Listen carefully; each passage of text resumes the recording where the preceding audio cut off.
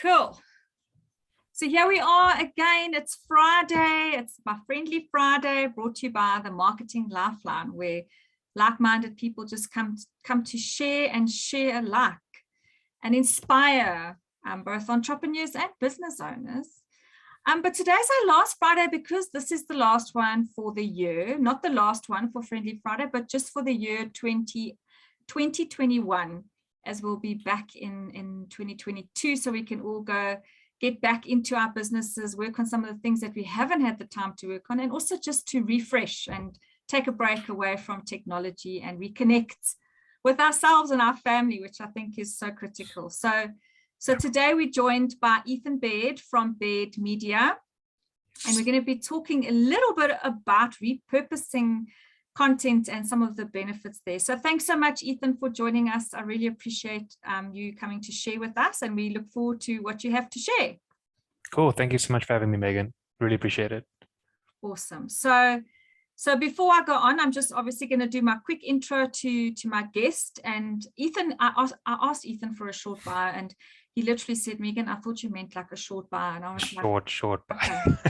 Extra short bio. So in future, I will say, can I have a 200-word bio? Because Ethan has literally given me a one-liner, and I'm sure there's a lot more to be told, but I'm sure that will come through in some of the questions anyway, when he tells us a little bit about Baird Media. But anyway, let be it that it may. So Ethan Baird is an award-winning radio producer with a certificate in digital marketing and design from AIE, and he has more than 10 years experience in media, specifically audio and podcasting, hence our topics for today. So that's our short intro, but as I say, let's get into the questions, because then I'm sure we'll unpack a little bit more about what Ethan has to share with us today on our rather interesting topic. So let's start with, tell us a bit about Baird Media and how you aim to change the world, because a lot of people that watch the Friendly Fridays are in the space of starting up a business, fully fledged in their business, and also wanting to change the world. So share with us your story. Okay, perfect. And I think maybe this is a time I can expand slightly on my bio. Okay, awesome. So yeah, Baird Media, it's a company I started with my father, actually, Hendrik Baird. So him and I both worked in different forms of media for the last, my dad for ages, and for me for the last about 10 years. So I started as an audio producer at Tux FM and won a MTN Radio Award for base station imaging. So all the adverts and sound effects that you hear in between songs. Okay. After that, Hendrik and I have to call him Hendrik when we're talking about Dad. Yeah, Hendrik and I started a radio station together along with some other people, and we worked on that for quite a long time. That was called KSA Radio. And after that, we, for a while, were freelancing, doing different things. Hendrik is really good at writing. He writes books, and we'll talk a bit about that later. And I do video and podcast production for various clients. So we decided, okay, we've been wanting to do a new company for a while. Let's build a company that utilizes our skills and helps business owners with their content marketing. So I do kind of the web design and media production side, like video and audio production side. Hendrik also does web design and then does the writing, blog writing, and like more the marketing aspect. So that's kind of what our company does. We're also in the process of developing a script for a film for the National Film and Video Foundation. So a lot of media stuff. And to answer the question about changing the world, so something that we're really passionate about is the fact that most people in their business never really get enough time to do the content that they need to market their company, writing blogs, doing videos, all of these things. So we have kind of two visions. The one is to empower business owners to create content once and then have it be repurposed into many forms, and then also to free up time so that they aren't stressing every single week and writing a half-formed blog article because they know they need to get something out. Yeah. But we've all know the struggle. But instead being really purposeful and spending maybe a week once every few months generating content and then having a more content plan for the year. Okay, awesome. Well, that sounds like a good plan, because I just hear saving time, right? And that's, Yeah, by that's the saving main thing. time and being smart, it definitely sounds like you're going to change the world, because I see it now and more. People want to spend less time on their businesses and actually do some other cool things that also excite us, and not only doing what our business is all about. Yes. So Yeah. let's talk about that repurposing content that you've spoken about, and as we've introduced for the topic for today, which may be a new topic to some people, I'm not sure, but tell us a little bit about what it is and just why it is so important, or what are the benefits of this repurposing of content. Perfect. So this is kind of what typically happens for many business owners. They work with a marketing person and they know that they have to generate content and create brand awareness and become an authority figure. That's kind of the reason for creating content. You want people to trust you, you want people to learn about you, so that when they are ready to purchase, they know, oh, Megan does this because I've read all of her articles, I've seen all of her videos, and know she's going to be able to help me with this aspect that I need. But what typically happens is that most people don't start their business as a blog writer. They start their business as an accountant, or they start their business as the thing that they studied for, or the thing that they learned to become. But then they put it on the back burner, and then they don't get any traction on their social media because they're not creating anything interesting. And then they maybe slapdash something together at the last minute because they haven't had posts go out for the last 2 weeks. So what we propose is that instead of doing that, you can create one piece of content once, a video podcast like this, exactly like this. It could be in many forms. It could be an interview, it could be a discussion, it could be a lot more complicated than that. But the point is having a piece of long form video content that you create once. Then you can, depending on what stage you're on in your business, either do it yourself or get your team to do it for you. Break that content into many different formats.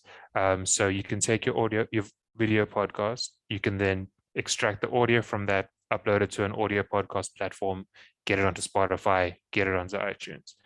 Then you can take the video, you can turn it into short little videos that you can then have little 30-second quotable moments that can go on your social media. You can then get it transcribed. There's many services that you can do that. And then once you have a transcription, the people like the hard of hearing and deaf communities can now access your podcast content through reading it. And then there's a whole lot more, but you can then turn it into blogs, you can turn it into graphics for social media, all the different formats that you would like to use. So if we're talking about why you do this, is that, and especially if you have a team member or two on board to assist with this, it means that you can spend, for example, maybe do 12 episodes for the year, one per month. You can spend once a month, or maybe even if you're really clever about how you plan your content and what you talk about, you could record once a year and have evergreen content that goes out throughout the whole year. And then you're not stressing about it. You know, it's going to go out, you know, it's going to be really high quality because you spent the time to do it right once. And then you can just do the things in your business and monitor, measure, tweak as you go, refine. Okay, awesome. So I think, again, that's a huge pain point with a lot of people that I engage with. You know, as you say, you've got your strategy, you're clear on where you're going, you know what you need to do, but you get to a point where you're almost like, I can't anymore. Like, I don't know what else to say. Like, I think I've exhausted everything I have to say. It doesn't matter how much great content it is. And just as an example, I'll use an example because it actually, this week is my theme, being also repurpose content. So just an example, I, in 1 week, have a post, I have kind of a short video, I have the My Lifeline Learning, and I have this. So just there, I've actually created 4 pieces of content. So just from the one piece of content, I wrote a blog. So essentially that's already, that blog now can become multiple posts. This interview, as Ethan has alluded to, is an opportunity for me to take snippets out to then post further onto different channels. And so I think what the point here is, and I've also seen it over and over, is go back to what you've already created. Like, we've all sitting on awesome content, but because we've posted a blog before, or because we've done a Friendly Friday and it's done, like it's old content. It's not, because there's always somebody new, you know, there's always a different angle that you can. Somebody was saying the other day, take your blog and change the title, for that matter, you know, because it's almost to that point that it's a different reader that's going to come across it, and so it goes. So I think, absolutely, as Ethan says, is don't have the feeling that you have to always continue to create content. Create one great piece of content, as Ethan said. I'd love to see that strategy, because that sounds too amazing.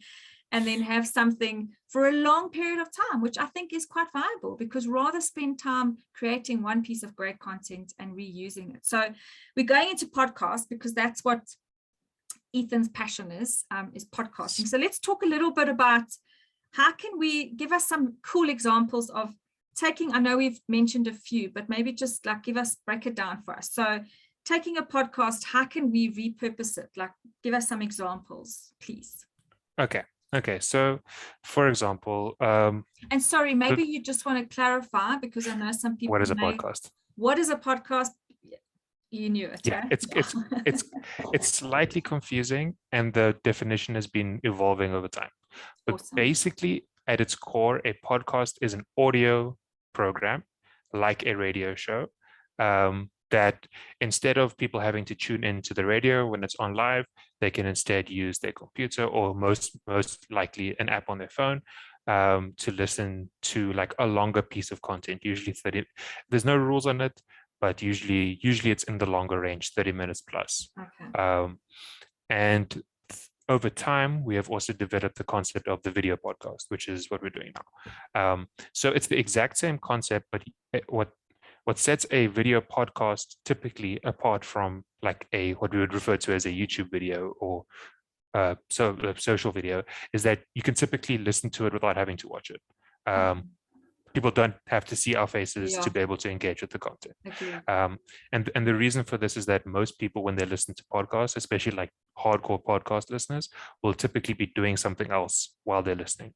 I cook with podcasts on, or I maybe play video games or drive. Many people with long commutes will listen to audiobooks or listen to podcasts. Okay, so that's basically audio program that you can download, and that's maybe a video program as well.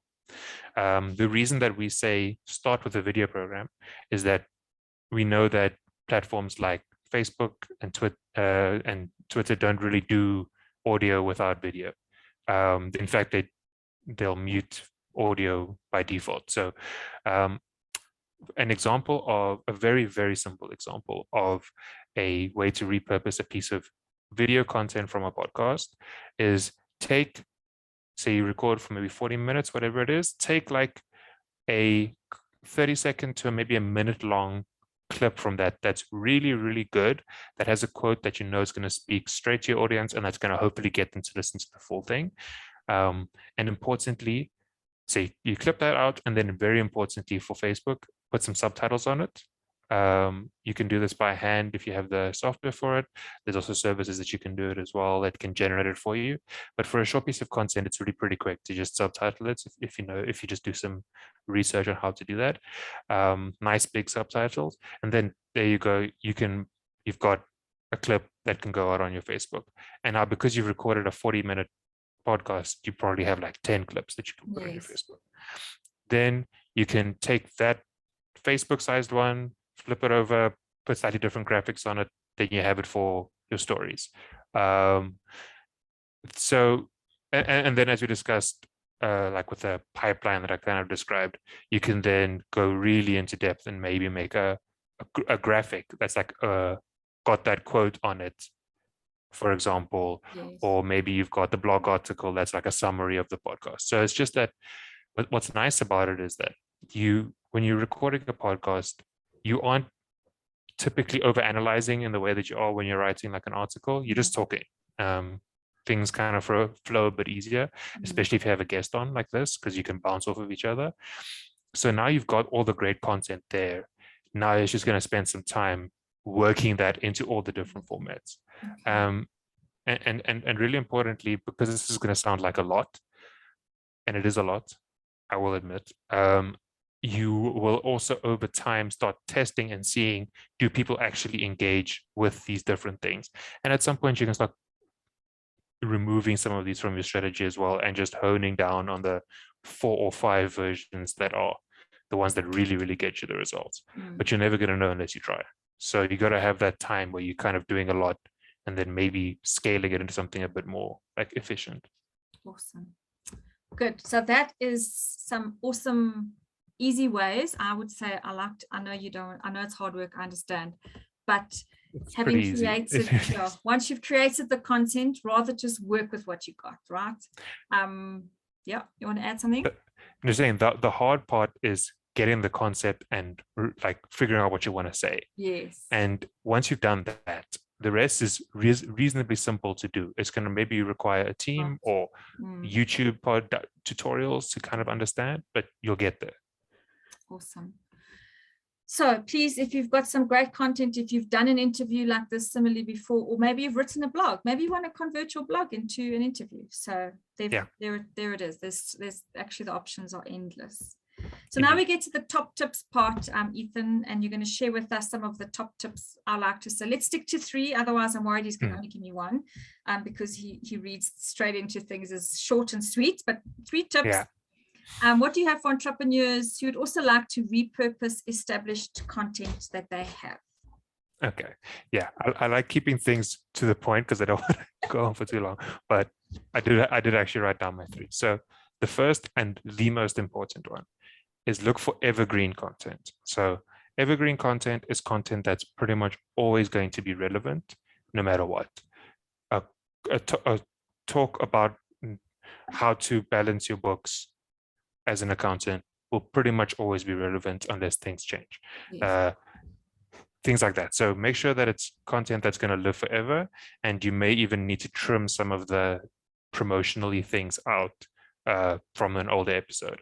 Remember, you can always do brand new content in between all of this. This doesn't mean that you aren't doing new stuff, but for the stuff that you're going to repurpose, make it so that in 5 years from now, it's still going to be reasonably relevant.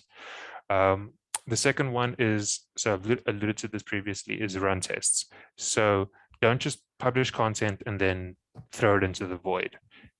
Ensure that whatever platform you're publishing it on, you've set it up so that you can get data out of it. If you're publishing it on your website, on your blog, ensure that if you're on a WordPress, that you have the plugins set up so that you can see how many people saw that content. Because right now it might not be super useful, but maybe 6 months down the line, you'll start seeing, oh, these kinds of blog articles do really well, these ones don't. How do I tweak? And then the last one, I'm going to sound kind of biased because my job is to do this for people, but really is getting a professional to assist. Unless you are a marketing person who is a good writer, you might not be the best person to be writing the blog. Unless you are a video editor producing content about videos, you might not be the best person to edit the video. And I know for smaller companies, that's not always going to be so simple to do. But realistically, youth unemployment in this country is like really bad. You can find people to assist you. You really can. It might require some creative planning on how people are going to get paid and all that kind of stuff. But ideally, you want someone who can do it for you. Even if you can do it yourself, you don't have the time to do it realistically. So get someone to help you. Agreed. Okay, love those. So thank you for your top tips. Look for evergreen content. I think that's very valuable so that it continues to be relevant. Definitely run tests and also managing data. We also spoke about that not long ago, is seeing what posts get better engagement, blogs, where are people coming from. Very important to run tests, because I agree, don't keep doing something that's not going to give you the best engagement. And then lastly, and no, it's not biased at all, get a professional to assist you, because you know, I do a lot of videos myself, but trust me, I also struggle in the kind of editing part where it's like adding subtitles. Yeah, okay, Google can help you far away. But by the time you've Googled it and by the time you've gone on to YouTube and you've inserted your 6 hours later.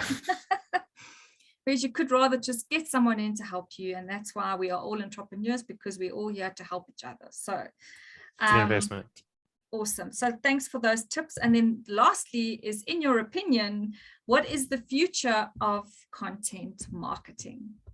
Yeah, so this is a tricky question. But my guess is based on COVID and the last 2 years.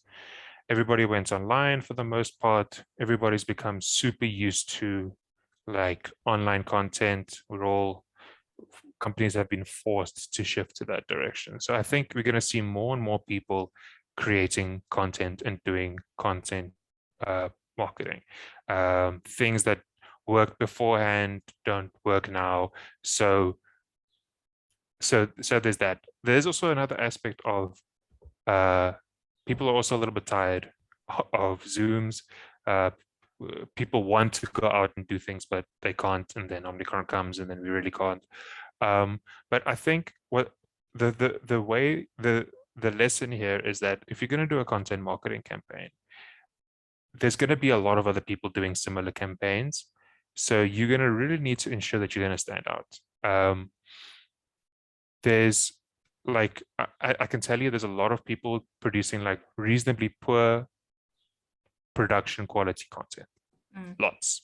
And it's good because they're producing. It's better than not producing, 100%. But if you invest in maybe a decent setup with a decent camera or a decent microphone, get somebody who can make your videos look just better than everybody, like the people around you, you're going to stand out a lot.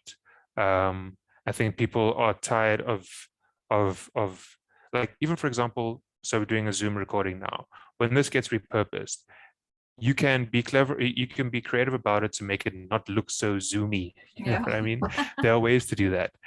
So just get someone who can have like a good creative eye, and up the value of your content. And there's a lot of resources out there for this. There really are. You don't have to create something from scratch. There's templates, there's so much.